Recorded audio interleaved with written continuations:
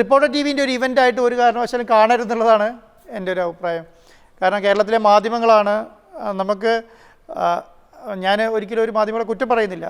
കാരണം എന്തുകൊണ്ടെന്ന് പറഞ്ഞാൽ മാധ്യമങ്ങൾക്ക് എപ്പോഴും വേണ്ടതെന്ന് പറയുന്നത് പോസിറ്റീവ് വാർത്തയും കൊണ്ട് നമ്മൾ വലിയ പോസിറ്റീവ് വാർത്ത എന്ന് ഉദ്ദേശിക്കുന്നത് നമ്മളെപ്പോഴും എന്തെങ്കിലും പ്രശ്നമുണ്ടെങ്കിൽ ചൂണ്ടിക്കാടായിരിക്കുന്ന ആൾക്കാരാണ്. അപ്പോൾ പ്രശ്നമുള്ള ആൾക്കാർ ചൂണ്ടിക്കാടുന്നു എന്നുള്ളതാണ്. അപ്പം അത് കഴിഞ്ഞു. കാരണം അത് പോസിറ്റീവായി കഴിഞ്ഞാൽ അതിനോടുകൂടി അത് അവസാനിച്ചു എന്നുള്ളതാണ്. ഇതൊരു ഏഷ്യനെറ്റിൻ്റെയോ 24-ൻ്റെയോ അല്ലെങ്കിൽ കേരളത്തിലെ മനോരമൻ്റെയോ മാതൃഭൂമിൻ്റെ പരിപാടിയല്ല. ഇത് കേരളത്തിൻ്റെ പരിപാടിയാണ്. അത് ഒരു സ്പോൺസറായ റിപ്പോർട്ടർ ബ്രോഡ്കാസ്റ്റിംഗ് കമ്പനി വരുന്നു എന്നുള്ള അതിനെ കണ്ടാൽ മതി. അതിനേക്കാൾ അപ്പുറം അതിനെ കാണേണ്ട കാര്യമില്ല. അതിൽ നിന്നൊരു വലിയ ക്രെഡിറ്റ് എടുത്ത് റിപ്പോർട്ടർ ടി വിനെ കുറച്ചും കൂടെ വലുതാക്കാം എന്നുള്ളൊരു പ്ലാനിങ്ങും ഇല്ല. മനസ്സിലായി. ഇതിനൊരു സ്പോർട്സ് ഇവൻ്റായിട്ടാണ് ഞങ്ങൾ കാണാൻ ഉദ്ദേശിക്കുന്നത്. സ്പോർട്സ് ഇവൻ്റായിട്ട് തന്നെയാണ് കാണേണ്ടത്.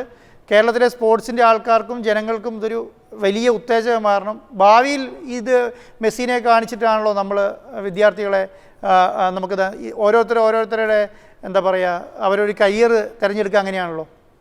നമ്മൾ ചെറുപ്പത്തിൽ പോലീസാകണം എന്ന് പറഞ്ഞാൽ ഒരു പോലീസുകാരനെ കണ്ടിട്ടാണ് ചെറിയ കുട്ടി ഞാൻ പോലീസാകുക എന്ന് പറയുക. അതുപോലെ ആയിരിക്കണം നമുക്ക് മെസ്സിനെ കാണിച്ചു കൊടുക്കാൻ പറ്റണം. ഇങ്ങനെ ഒരു ടീം ഇവിടെ ഉണ്ടായിരുന്നു, ഇങ്ങനെ കളിക്കുന്നുണ്ട്, ഇങ്ങനെ വന്ന് കളിച്ചു, ഇത് വലിയ മാറ്റം ഈ സംസ്ഥാനത്ത് ഉണ്ടാക്കുന്നുണ്ട്, ഇത്രയധികം ആരാധകർ ഒരു മനുഷ്യൻ്റെ പുറകെ പോകുന്നുണ്ട് എന്ന് കാണിക്കാനുള്ളൊരു ഉത്തേജകം കൊടുക്കുക എന്നുള്ളതാണ് നമ്മൾ ഉദ്ദേശിക്കുന്നത്. അത് ഭാവിയിലുള്ള വിദ്യാഭ്യാസ സ്ഥാപനങ്ങൾക്കും കോളേജുകളും സ്കൂളുകളും ഒക്കെ ഇത് ഏറ്റെടുത്ത് മുന്നോട്ട് വരണം.